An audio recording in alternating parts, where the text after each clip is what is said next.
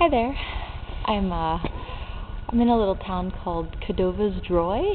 Zdroj means spa. This is like a spa town, supposedly. I haven't seen much spa action going on, but took the bus down here today. I'm about 3 hours southwest of Wrocław, right on the Poland-Czech border, and I'm all by myself, and I just wanted to come down. I kind of wanted to get out of the city and go do something a little bit more nature-oriented and see a little bit more how real people in Poland live. And I guess what I realized is real people in Poland don't speak English, because I'm finally motivated to make this video because I haven't spoken English all day long, and it's starting to make me a little crazy. So I'm here. Let's see. I guess I could tell you the story of today, because it's been a little bit of a bizarre day. First of all, it's winter all of a sudden like that. It's November 4th, and there is, I don't know, maybe 6 or 7 inches of snow on the ground, which is weird in and of itself. I took a bus down here, left at like 7 o'clock this morning, and just taking a bus is so tricky. They don't put any signs up at all saying where you are.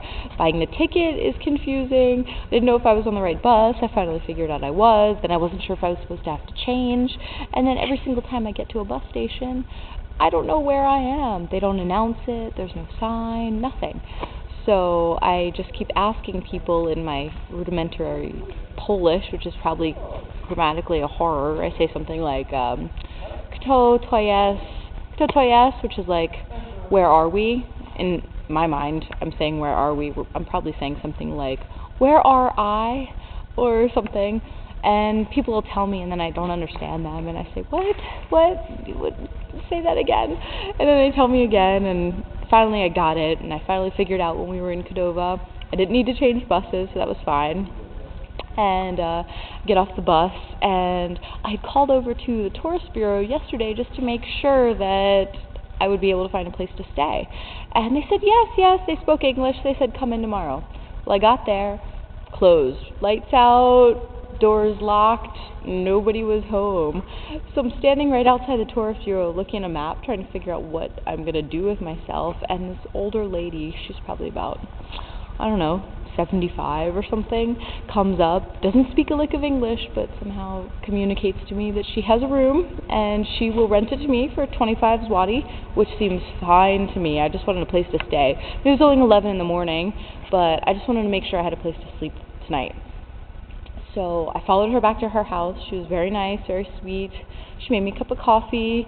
We tried and had this conversation. It was pretty archaic. I kept looking words up in the dictionary and trying to pronounce them, and then she didn't know what I was saying, so then she'd look at the word, but it was good. I have a place to stay, it's fine. And she walked me back down, showed me where a restaurant was, and I've really just been walking around ever since. By now it's like 4 o'clock maybe, or 4:30, so it's getting to be late afternoon, and I don't know, I'm here at the edge of this park, and I'm in kind of a weird building. Here, let me show you around. Obviously, you can see that it snowed and has been snowing, and it finally just stopped like, I don't know, maybe a half hour ago. It's been snowing since this morning. So I'm on the edge of this park, and it's really pretty.